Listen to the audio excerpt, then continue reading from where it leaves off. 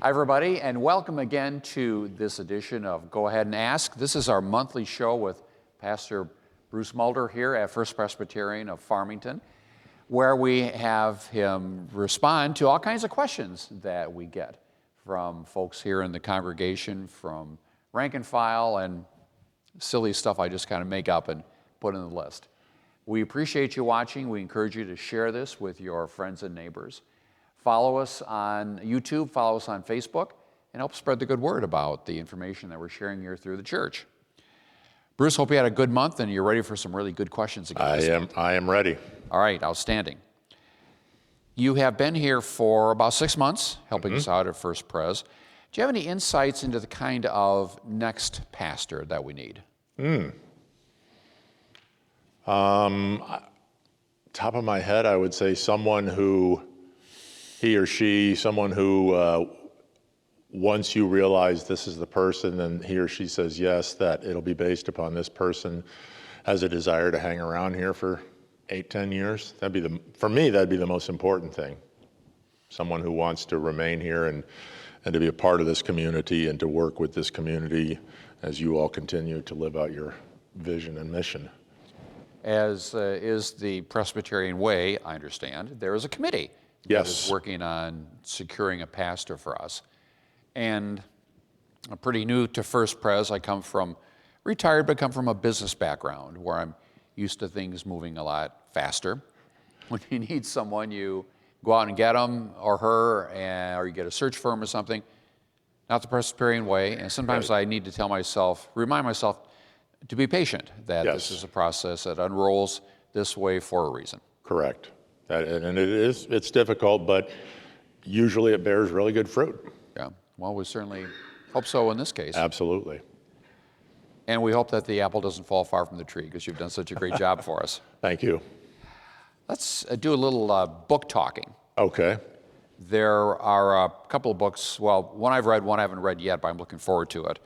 And I thought about maybe asking you questions about the insights and perspectives of these books, partly because of the kind of message that you shared with us today in services. So there's a longtime writer, Michael Pollan, who some of our viewers may be familiar. He's written a lot about the virtues of vegetarianism, but he's a tremendous writer, tremendous communicator. And one of his books I read was called How to Change Your Mind, and it was about his experiences with LSD and psychedelic drugs. And in one section of the book, he writes about how one of the impacts of psychedelic drugs is literally blowing your mind, opening your mind to possibilities. And many people express a strong feeling of the oneness of the universe. And he said that people who go into taking psychedelics, if they're religious, they have very powerful religious experiences. Atheists do not. And I think if you're a religious person, you can say, well, our minds have been primed to open ourselves to the presence of God, and non-believers are not. One of the things that he's a scientific materialist, he's atheist himself, and he goes through in the book with a lot of neuroscience explanations for why psychedelics may cause these kinds of reactions, physical materialistic explanations. But then at the end he says, but you know, despite all this, I just got this niggling feeling that there's something going on about God's presence that maybe can't exactly be explained. I'd buy that. The mystery, the mystique, the unknown, the inscrutable. How do you put it into words? I'd believe that. The ineffable is exactly the word you've used in your presentations.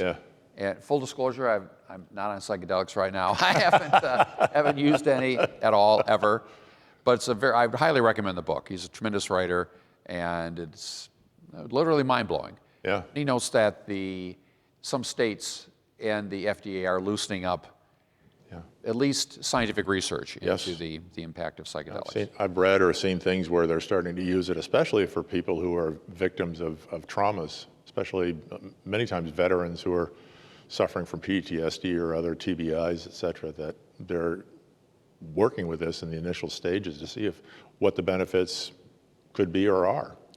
And Michael Pollan notes in his book that, I haven't independently verified this assertion, but he says that the man who founded Alcoholics Anonymous was a big proponent of using psychedelics, probably back in the 40s, Wow. to help with addiction, to help with specifically with alcoholism. Interesting.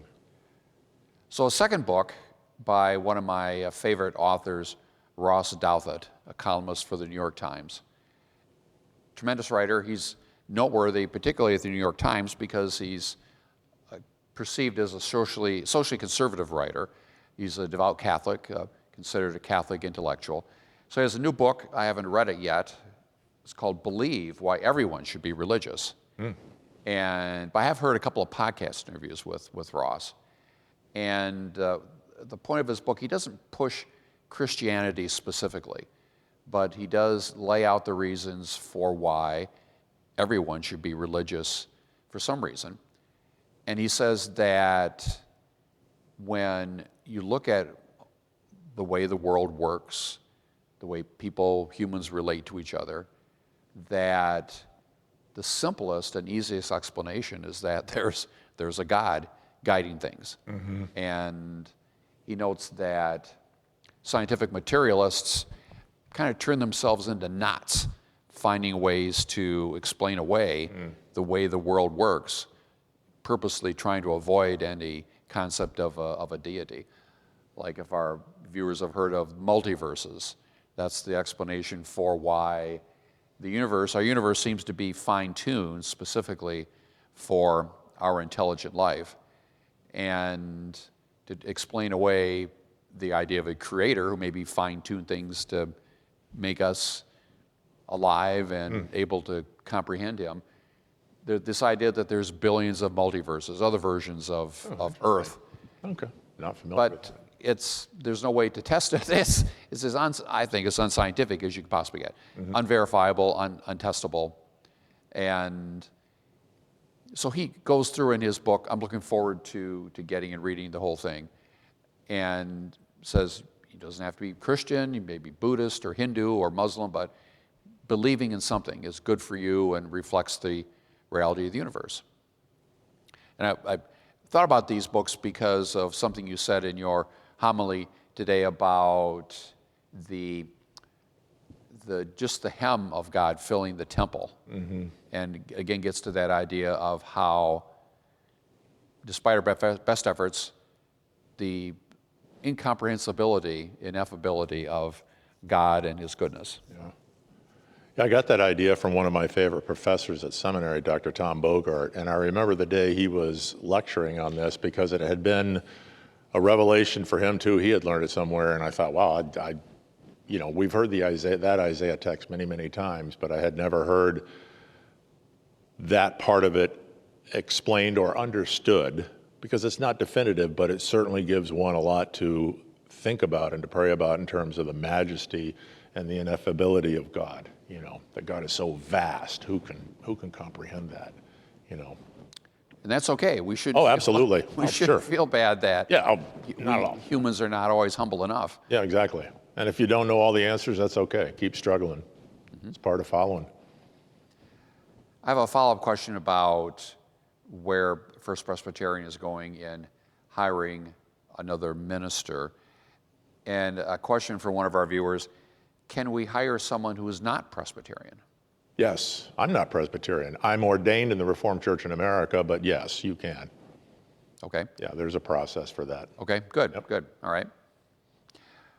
What about AI, artificial intelligence, in religion? I just finished up a book that my daughter got me for Christmas by a pioneer AI researcher, a woman who emigrated with her family from China.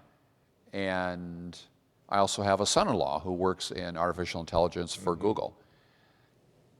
It's advancing rapidly. Does it have a role in religion, a positive, negative role? Do you have any thoughts on that? I would say, like anything, when the internet first came out, there was not a backlash, but there were people who were wondering, is this a good idea? And like anything, it can be used for good or for ill. I would say the same thing is true of AI. You can either use it for good, kind purposes, or you could use it for something completely nefarious and evil. And I'm sure we'll see a lot on both sides as well as stuff in the middle. But that's just kind of my initial response to that I wouldn't be like, well, we should shut it down. I think maybe we want to watch it and see how it progresses. But in terms beyond that, I have no idea, because I'm not scientific in the least. Mm-hmm. Well, it certainly strikes me as a tool for greater, maybe not greater, more convenient, faster understanding of a lot of different topics. Yeah. I use AI a lot. There's a little app on my phone, and now instead of going online to find out how much butter do I need in this brownie recipe, much more quickly ask AI. Right. That will come up with an answer. Yeah. And I suspect many people all over are already asking it religious questions, keeping in mind it's not a conscious entity, but it's a tool to me, like when word processors were introduced. Right, exactly. Yeah. Exactly. Or personal computers. Like, I'll stick to my typewriter. We're going to use this thing. No, it's the mark of the beast. Probably not. Yeah. Another question from a viewer. There was a reference in the Bible to something happening at 5 p.m. during the day. And so the question from our viewer is, how can, apparently he said this is from the Old Testament, how can it reference something happening specifically at 5 p.m.? This was before clocks were invented. You have any thoughts on that? They probably wouldn't have called it 5 p.m. Maybe from scholars and people who study it and read the things in the original language, they can draw the conclusion that, it was at this part of the day. We would call that 5 p.m. They would call it, I don't know, dusk, or depending upon the season. They were certainly conscious of seasons, night and day, and they were conscious of hours, but I don't know that they would actually call it 5 p.m. That would be my response, is that the 5 p.m. is our way of communicating what the ancients were writing down. You may be familiar with the idea that really modern timekeeping started with the invention of trains, when you had to have accurate timetables so they didn't crash into each other. Exactly. And when people knew when to show up at stations. Exactly. Exactly. Okay, another question from a viewer, and this is kind of lengthy, so I'll go read the whole thing and then kind of get your reaction. So he says, I was looking for a reference that you, meaning Pastor Mulder, that you made about Isaiah one Sunday, and he came across Song of Songs. Okay. After reading for a while, I now realize why I've never heard this read in a Sunday scripture reading. I'm not proficient at poetry, but this sounds like lyrics from rap music or a hip-hop song. Was Solomon attempting to get his name on the Hollywood Walk of Fame? But the preface I read stated that these lines were to be portrayed as relationships between man and woman. I also read where this was to tell the story of the relationship between man and God. This piece also stated that this was to establish the relationship for Christians with Christ and the church. Aren't there many other places in the Bible that do this in a more PG-rated way? And who decided what went into the Old Testament anyway? Well, who decided what went into the Old Testament? That was about 1,600 years ago at a council where they have what we call the canon. In Protestantism, 39 Old Testament books, 29 New Testament, 27 New Testament, and then in the Catholic Church, you have the Apocrypha, which they see as part of Scripture as well. So that, I don't know that I would say that the Song of Solomon or the Song of Songs is R-rated or mature. It's an attempt by Solomon or whoever wrote it to put into words what love is. It could be that our world, our mindset is so jaded about expressions about the human body or expressions about love regarding the human body, that the only way we are able to see that is through the lens of some sort of, for lack of a better word, perversity, as opposed to the glory of the creation of a human being and its relation to other human beings, or a group of people's relation to the church, or a person's relation to Christ. I think I've only read the Song of Solomon once, but it's very, it doesn't leave much to the imagination, but by the same token, you have to say to yourself, well, why is it in here? Why did they leave this? There had to be a good reason. I don't know why.